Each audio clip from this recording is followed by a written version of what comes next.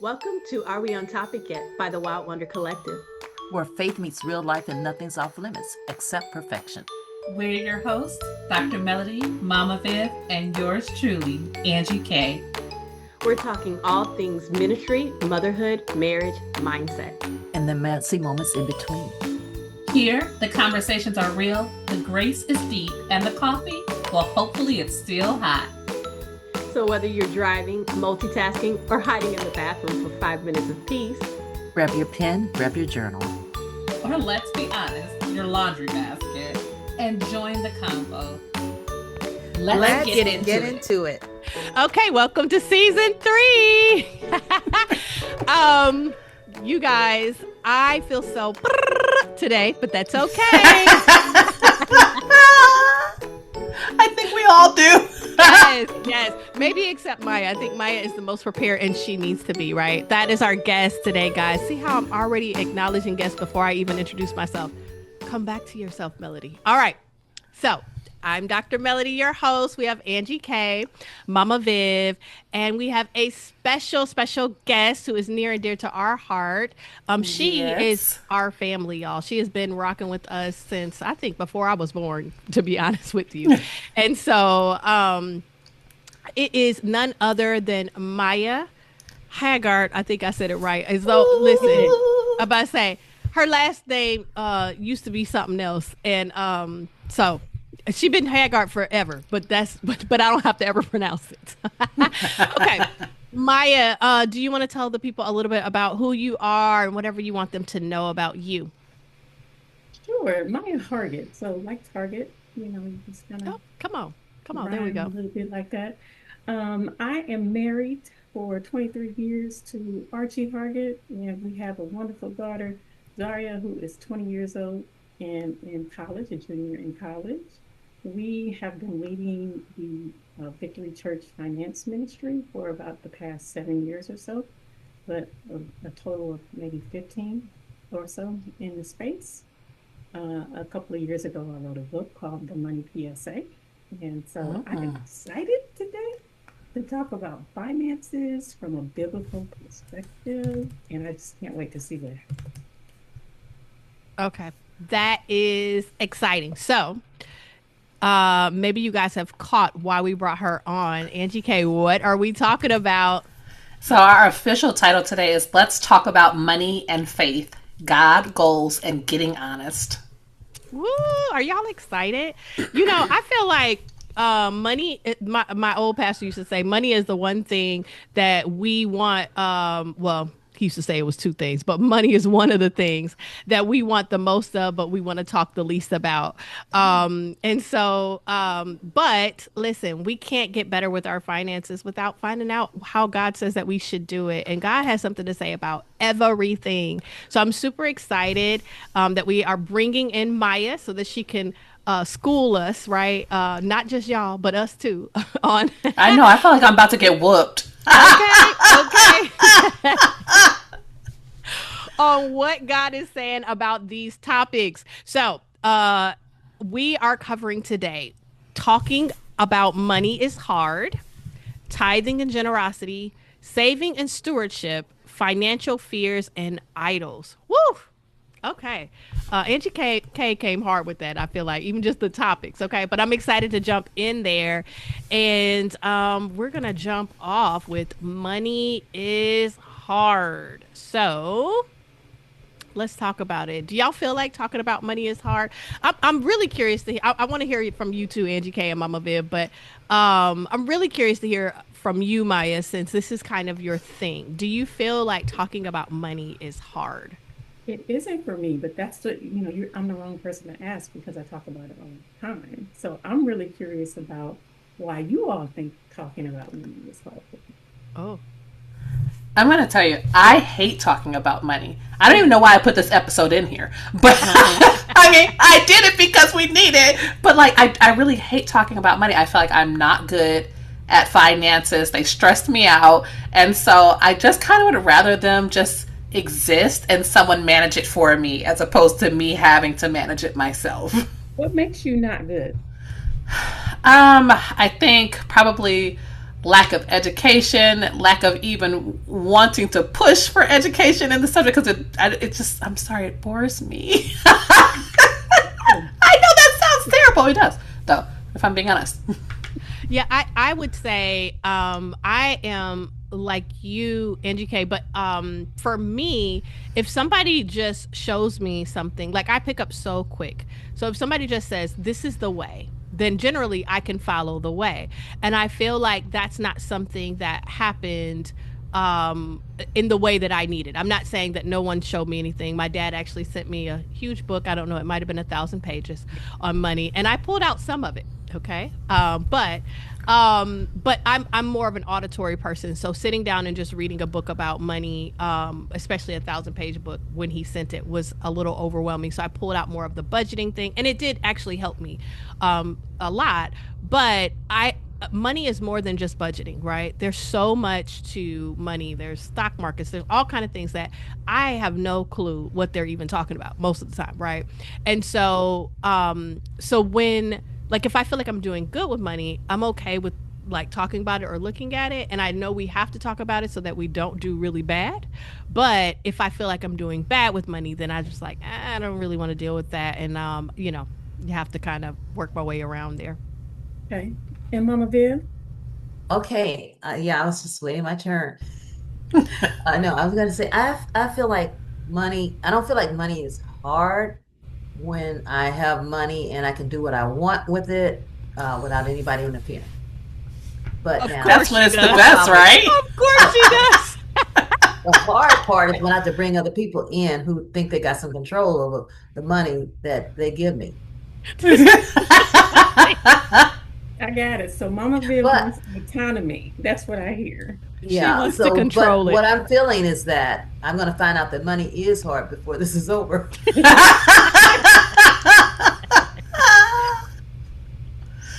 Oh man. So I think that money is a tool, right? And I think if we look at it in that way, then it becomes less stressful, less intimidating, if you will, because it's a means to get to an end, right? We all need it. We got to eat, we got to live, all of these different things, and we want to live for God, right? And so if we're not managing our money properly, then we end up spending more time working and just stressing about what we have versus just living for the kingdom.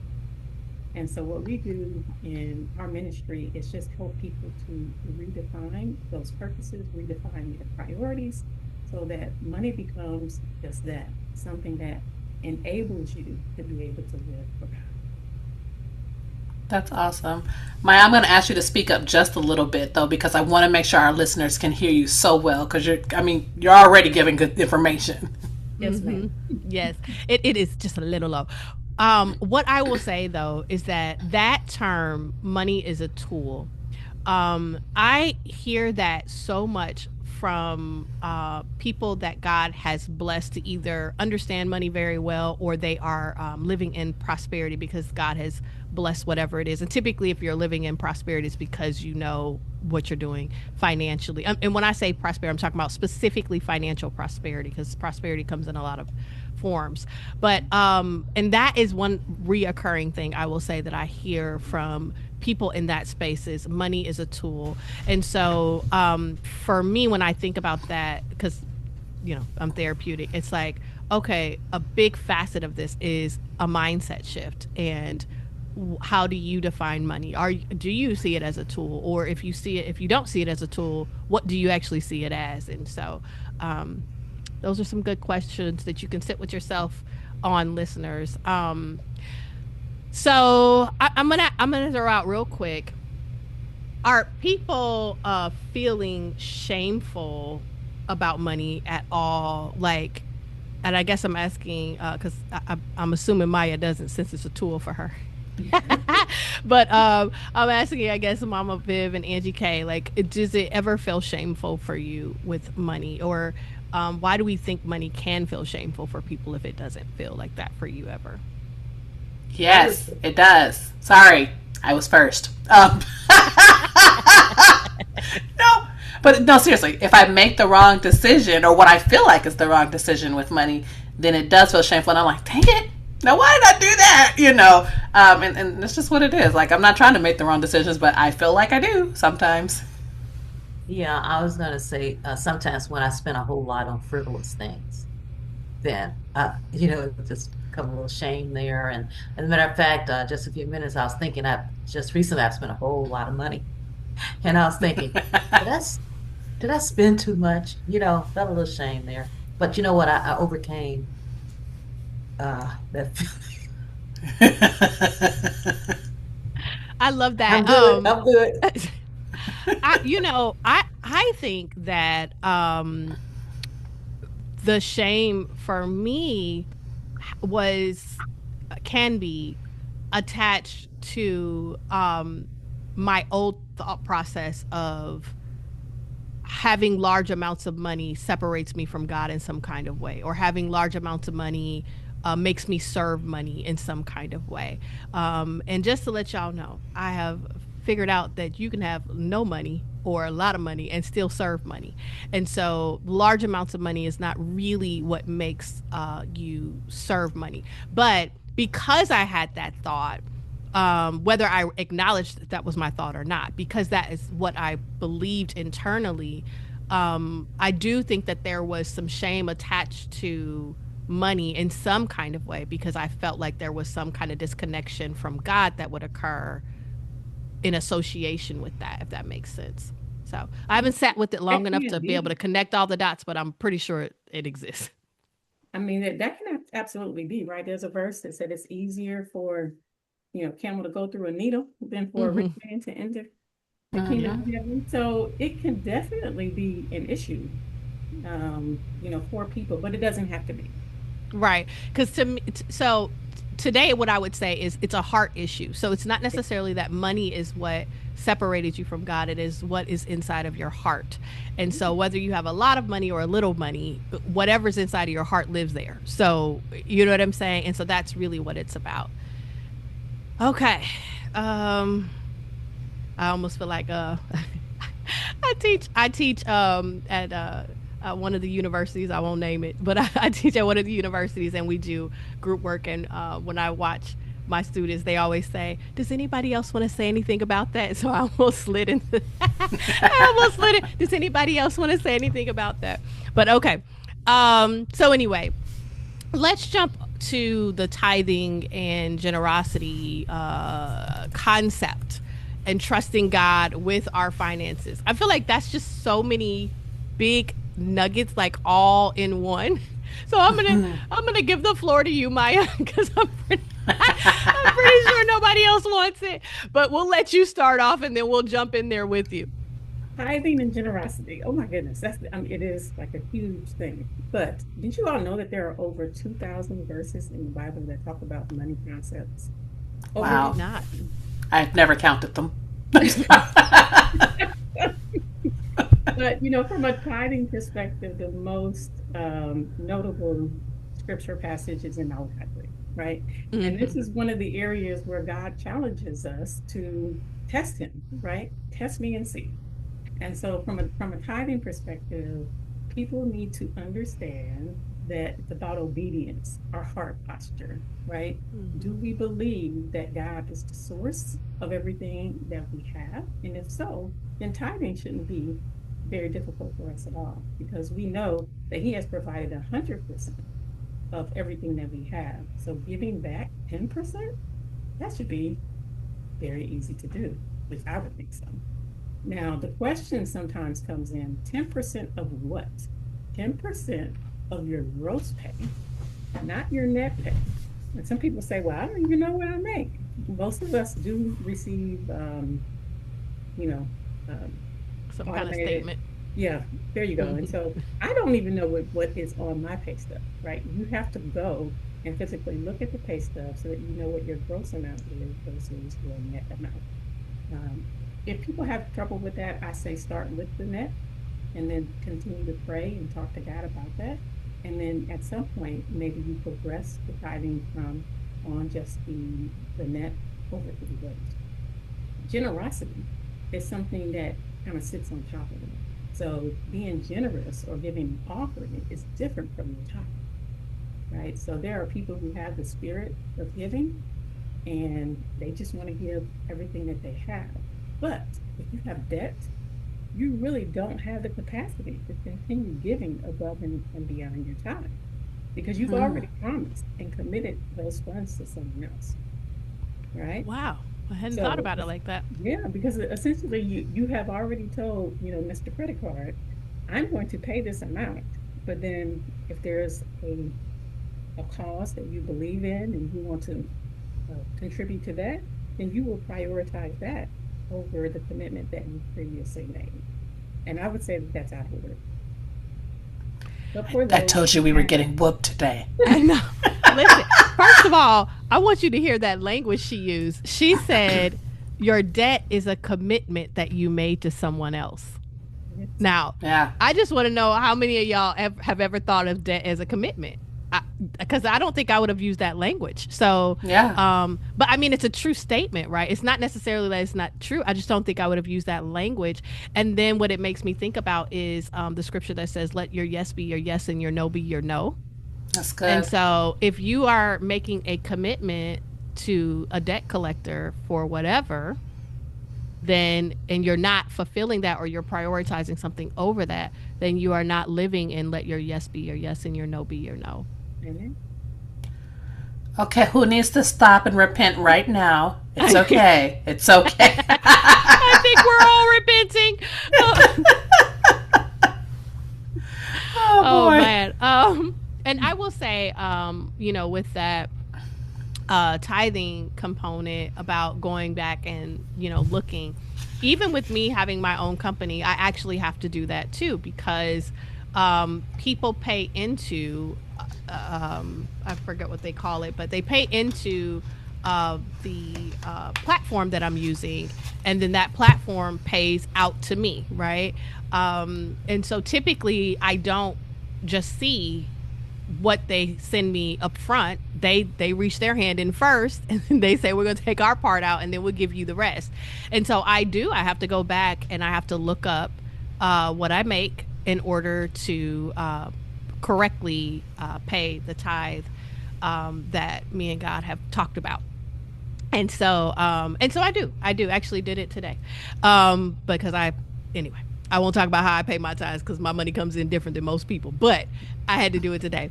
But I will say this, when you were saying that paying tithes should be easy if you look at who your source is, I will say how that comes to light for me.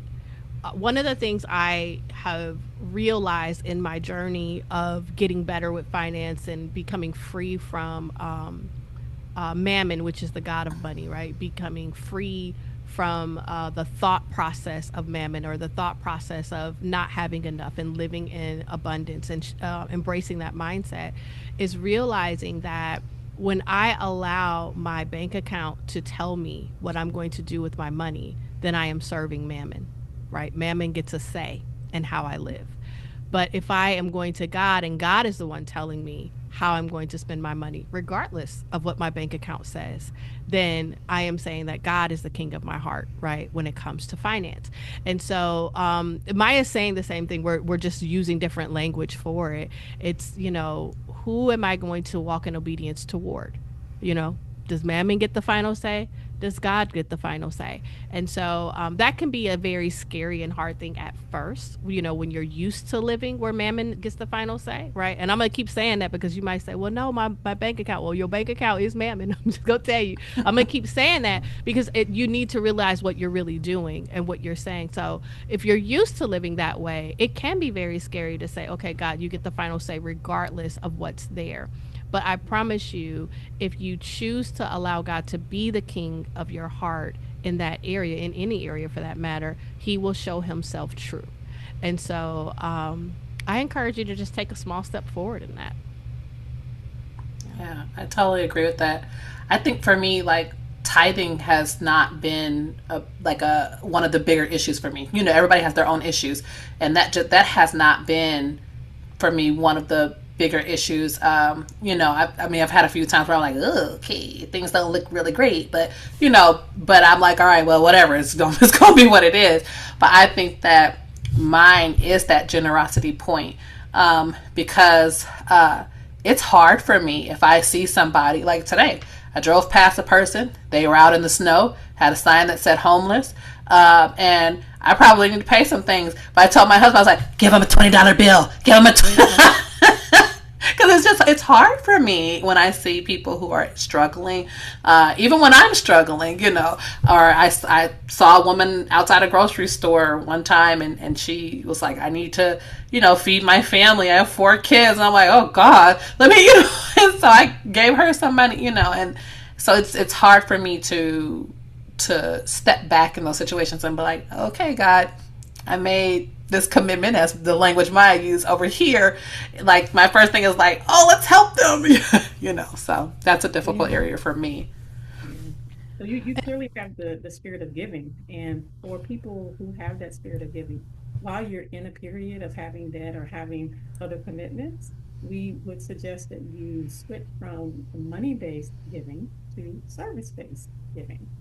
So maybe you can't give the $20, but you can go serve, at a shelter, or name the community organization that is helping those people. So we still want you to be giving, but until you have satisfied all the commitments that you have, then maybe we're doing something just a little different. And it often will motivate you to change your financial situation so that you have more that you can give. Yeah. And What would you say to people with student loan debt? Because student loan debt is one of those things that has gone across decades for people, if not to death for some people, I'm sure. So what would you say to those people that are saying, I want to be able to be generous, but you're saying I made a commitment to the government for this big loan or even your home, like that's a 30-year commitment. Are you saying I can't be generous financially for 30 years, or what are you saying about those things? Yeah, so with the student loan debt, it's really a complex situation. I don't know that you can get into everything, but there are ways to get relief from student loan debt. So we would definitely want people to pursue and investigate all of those avenues to be able to get some type of relief, whether that just be reduction in interest rate, working for organizations or companies that will help reduce some of that debt over time. But if you have a mass student loan debt and you have already exhausted all of those avenues, then at some point you do have to begin paying them back, right? Right. And so you have to find a space in your budget that allows for those student loan debt payments, whatever the debt may be. If it's mortgage, student loan, credit card, notes, everything has to have a space in your budget. And we teach debt acceleration principles, which is essentially looking at everything that you're spending, looking at what we can adjust so that there is more room and more space to pay off the debt that you have. It's a temporary situation for everyone, regardless of what the balance is.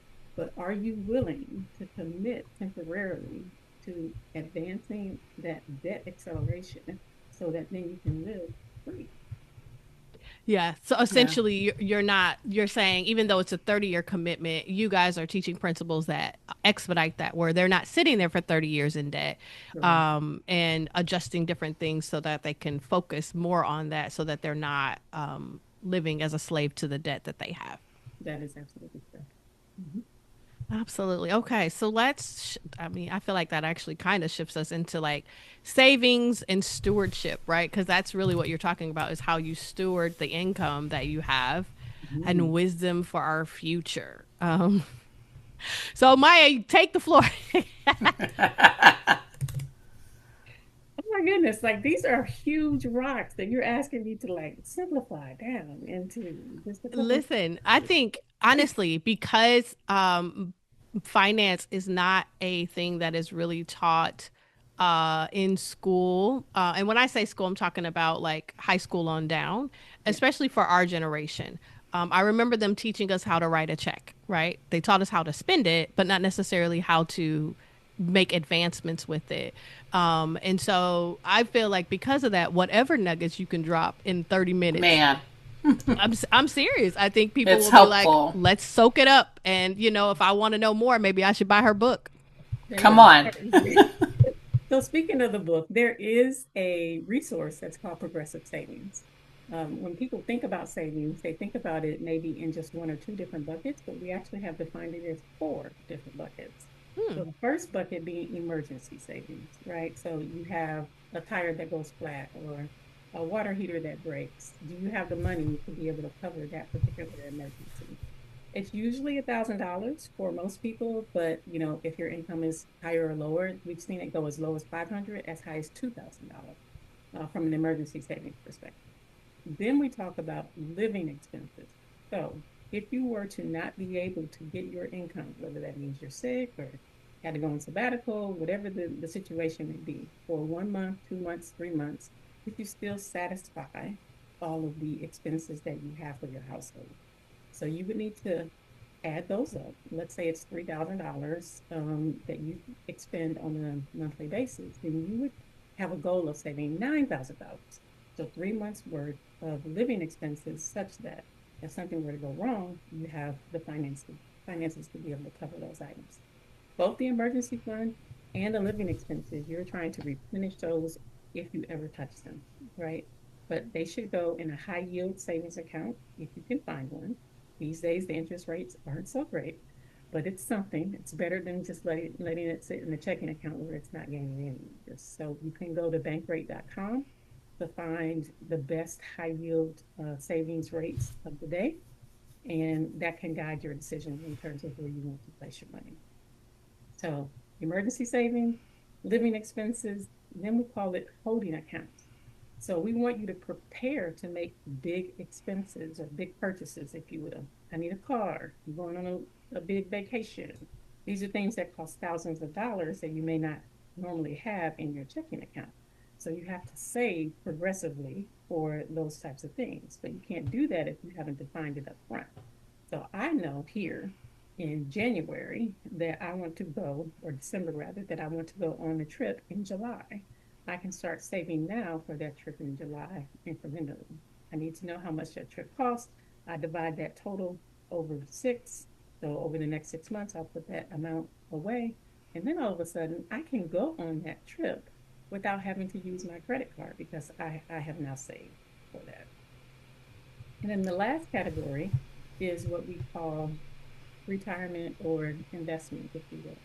And that type of savings is something that you do once you have satisfied all three of these other categories, right?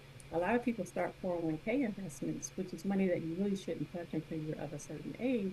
And then they don't have any money if an emergency comes up. So we want you to, we call it progressive because we want you to do it in order. But obviously, we want you to be able to start your investments and things of that sort at some point. When you start that, you're trying to plan for a time when you won't be working the same way that you are now, right? So that could be residual income or passive income that you're setting up. It could just be that you're pulling from, your 401k accounts or some or derivative of that. But these are things that are going to differ by the type of work that you do and the type of lifestyle that you live. So those are the four different savings categories, and it does take a little bit of time to develop those things, but I can promise you that once all of those things are in place, you really do experience what we call, peaceful financial freedom.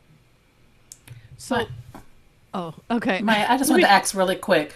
The life, I think you call it the lifestyle savings, where you're saving to maintain the lifestyle that you have if you lose your job. In this economy, are you guys still recommending just 3 months of savings? Because it seems that people are taking much longer to find jobs, and so that might be kind of hard to maintain your lifestyle after 3 months. Yes, yes. But again, starting points, right? We want to take baby steps on this thing. So 3 months, if you can do six, that's great. Honestly, we have even had a goal of taking ours up to a year, right? Because Yeah. you just never know. And so it is important to have that money set aside. Um, yeah, that's the Just in short case. answer. Yeah. What would you say to the person who listens to all of this and then says, oh my gosh, that's so overwhelming. I just don't know where to even begin? Goals, right? So, my book takes you through a progression of kind of starting with what is your mindset, what is your spirit, and then we take action. So Your goals are going to ground you around what it is that God has called you to do. Because what's the purpose of all of this anyway? We're talking about kingdom living, right? Living out the purpose that God has called you to do.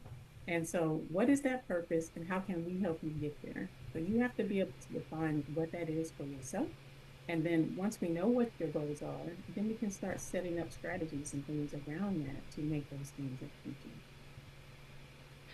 So, in other words, get the book if you're overwhelmed. Um, Good advice. right. No, I mean they're like you said, it's such a big task to change how you manage money, how you align yourself with God and his desires for your money, how you enact kingdom living around finance. And you know, there's that saying of how does one eat an elephant? Well, one bite at a time. You know what I mean? There are many goals that we take on as people that can feel very overwhelming because they're very big. But literally, you just take one foot in front of the other, and with each step, right, you are making progress toward something else.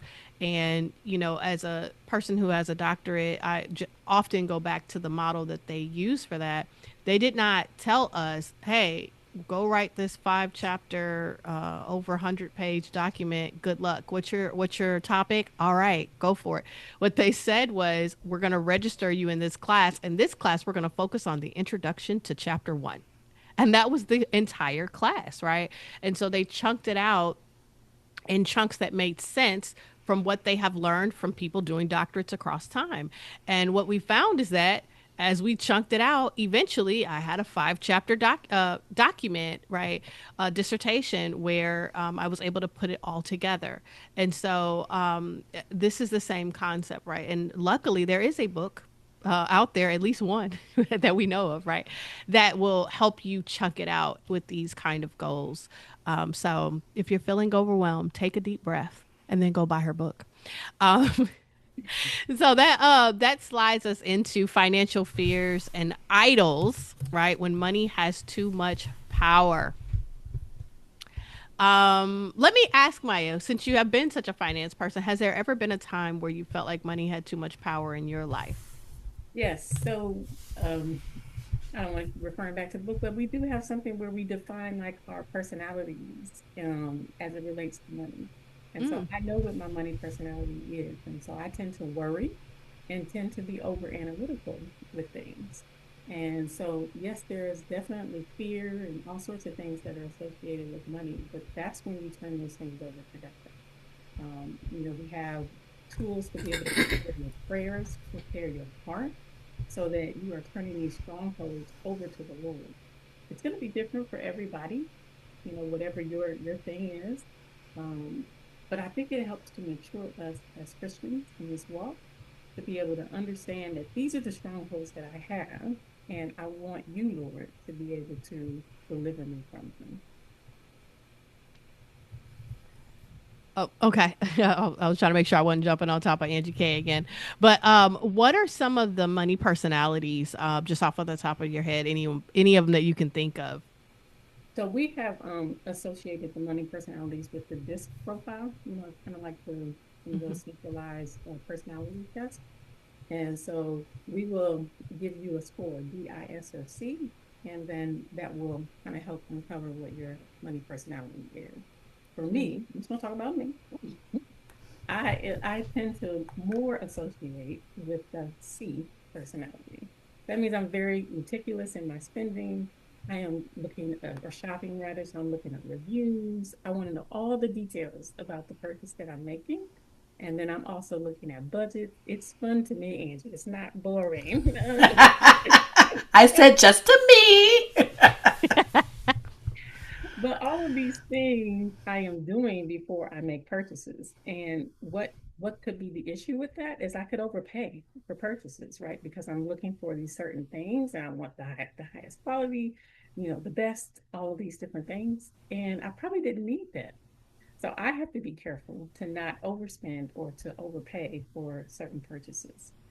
Similarly, I mentioned at the beginning that I am married and my husband does not like to look at the budget on a regular basis, right? So if I'm always talking to him about, well, what is this number? What is that number? Then that's going to cause some friction in our relationship, right? So I feel like knowing what your money personality is gives you power, right? And so then that way it helps to avoid certain behaviors, certain conflicts. And so once you have the information, then you can do what you need to do, whether that be prayer or just different lifestyle strategies. You can deploy those so that you're not making the same mistakes. You know, I love that you brought up the different personalities in your marriage, because that's what I was going to ask about. How are you guys navigating these different money personalities? Because I feel like most people marry somebody different financially, right? Financial personality than the other person. And so you get these dynamics and these thought processes around money that can be conflicting and bring up issues, right? Isn't finance supposed to be one of the top issues in marriages that cause divorce? It absolutely Yeah. is. Mhm. What would you what kind of advice, or do you guys even speak to that, since you guys are you know, have that financial part? How do you guys help couples navigate that space? We do, but every couple is different, right? So we've just got to sit down with you, figure out what's right for you. But we do encourage, at the end of the day, some financial conversation on a regular basis between the husband and wife, right? And so that means people who don't want to look at the details, don't want to be structured, you're going to have to endure that. Once a month, right? It doesn't have to be every day, but every so often we're going to have to sit down and look at it. But on the flip side, those of us who are structured and always want to look at the numbers, we have to learn to put it down sometimes.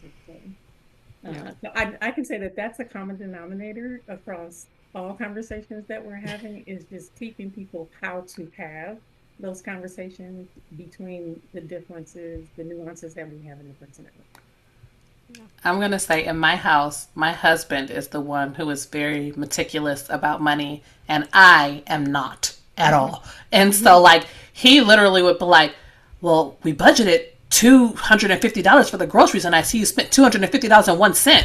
Wait a minute, what? 1 cent? Stop, sir. Like, and I couldn't, like, when we first got married, I was like, yo, I can't deal with this 1 cent stuff. Like, don't worry about these pennies, right?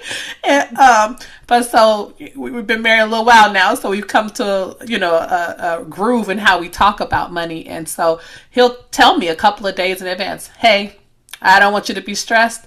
We're going to talk about the money in a couple of days. And then, but for me, I need that, and then I'm like, okay, chill out, be ready. Let's talk about this money thing, and like for him, like now I'll be saying, all right, I want to budget this amount, but listen, I need to have, $5 or $10 that you don't worry about in case I see something when I'm at the store that I want to get. Yes, yes. That brings up another kind of rule of thumb, if you will. You agree on like a baseline amount. Everything under $100 for us, we don't have to talk about it. Yeah. But if the purchase is going to be $100 or more, then we need to be having a conversation. That's good. I love that, because I think that people probably have that, whether it's openly spoke about or not. Like, there's something in your mind where if you see this number come across the table, you'll be like, wait a minute. And then there's, the money where you're like, oh, that was $5. I don't know what they did, but it doesn't matter. And I think one of the big things is, are you talking about it, right? I think that there's a lot of things that just go unsaid a lot of times in households when it comes to finances, or people will say, well, I'll just have my finances separate completely, and we'll just only have a pot for bills, because you're trying to eliminate having conversation around things that you really should be communicating about, even if your finances are separate. And this is the relationship expert, right, talking. You should still be having conversations around money, because you're still connected. And here's the deal.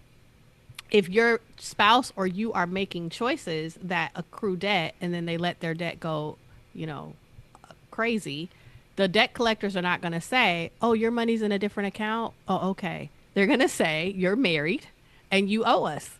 And that's how that works. And so that's why you should still be having those conversations, because their choices affect you and your choices affect them.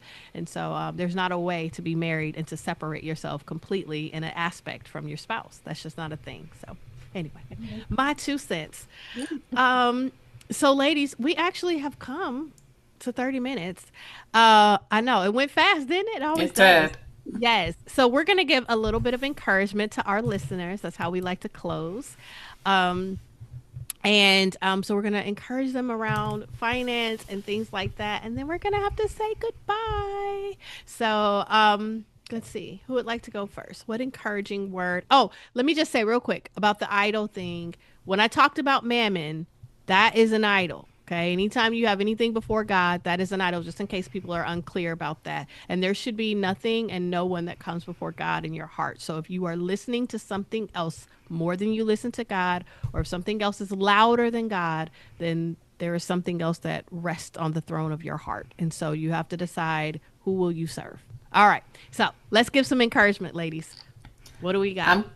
I'm going to say, if you're a person like me who just finance just feels hard for you, it feels overwhelming, just be encouraged that God cares about the things that concern you. And like any other thing, you can take your finances to him and be like, I don't understand this. This feels overwhelming. I don't know what to do with this. And he will give you answers on what to do. And he will somehow make things easy when you thought it was going to be hard. I'll tag on that and just say, pray without ceasing, right? I mean, prayer is our most powerful tool. Whether we are living in abundance or whether we are currently in lack, we should be asking God to direct all of our financial decisions, right? So I think that if we pray, we ask God for his direction, that's just what we need. Yep.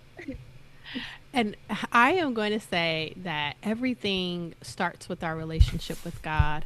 And so some of this, again, might have felt overwhelming, or you feel like, where do I even begin? How do I do this? Well, the beautiful part is that when you are trying to align yourself with God, Holy Spirit actually has to come in and do his thing, because we can't do it by ourselves, right? And so if you are just coming into your relationship with God and saying, hey, God, I listened to this podcast today and I was overwhelmed, but I want to live for you and I want even my finances to align with yours, that's where you begin. That's the start. And God will start transforming your mind and your heart in the areas that it needs to happen. And he will help you to overcome things. God says, go do things my way, because my way is easy, right? And it's light. And so he will teach you how to get to the easy, how to live in the light. So it starts with your relationship. Just be honest with God. And we are getting ready to close. But before we do, we want to hear from you guys. So drop us a line in the chat. Tell us, where in your life is God inviting you to say a holy no, according to your finances, so you can embrace a greater yes, right? So that's some of the stuff we talked about. What do I need to align to be able to do more in other areas? Drop us a line. Let us know how it's going with you financially. And Angie K, what are we talking about next time? So next time, next time we are going to have my wonderful husband on, and we are going to talk about raising kids in a wild world, faith, fear, and parenting in 2025. And I just realized it's the end of 2025, so I should have just said parenting in general, in this life, in this time. all of that.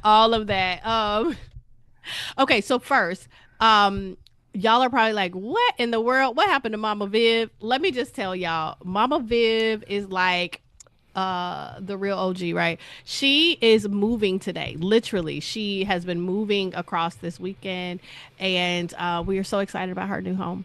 But her internet is like, and her stuff is like, and so she jumped on a hotspot and it did not work out, but that's okay. We love you, Mama Viv. We missed you for this episode, and we are so excited that you will be back for the next one. So Maya, how can our guests reach you? What can they do? And find that book. Yes, because I'm sure they're all like, where is this book? The book is available on Amazon. It's probably the easiest way for most people, especially if you don't like reading. You can go and get the Audible version of it. But you can also And it's called The Money PSA. Did I not say that? The Money PSA is the name of the book. The Money PSA. Okay. And it's again available on Amazon, also on my website, and then I'm also on Facebook. So Sequoia Consulting is the name of the Facebook page as well as the Facebook. And I want y'all to hear the word consulting in her title, right? She said Sequoia Consulting, which means that you can actually work with Maya. Mm-hmm. That's even better than a book to get your finances in order. So sign up today. Maya, I just want to say thank you so much, for being on. Like, really, like Dr. Melody was saying, like, any nuggets were like so big to us. I know you probably like, girl, that just like got a tiny little piece of nothing. But for us, who don't do this on a regular basis or, are lacking knowledge, this was so helpful. So I appreciate you. Thank you so much. I love you guys, right? So whatever you want to talk about, I'm here. Oh, we love you too. Yes. Love you, love you, love you. Thank you. And audience, we love you too. Yes, Until we do. next time. We'll see you Bye. later. Bye. That's another episode of Are We on Topic Yet from the Wild Wonder Collective. If today made you laugh or feel a little more seen, Go ahead and hit subscribe, share it with a friend, and leave us a review.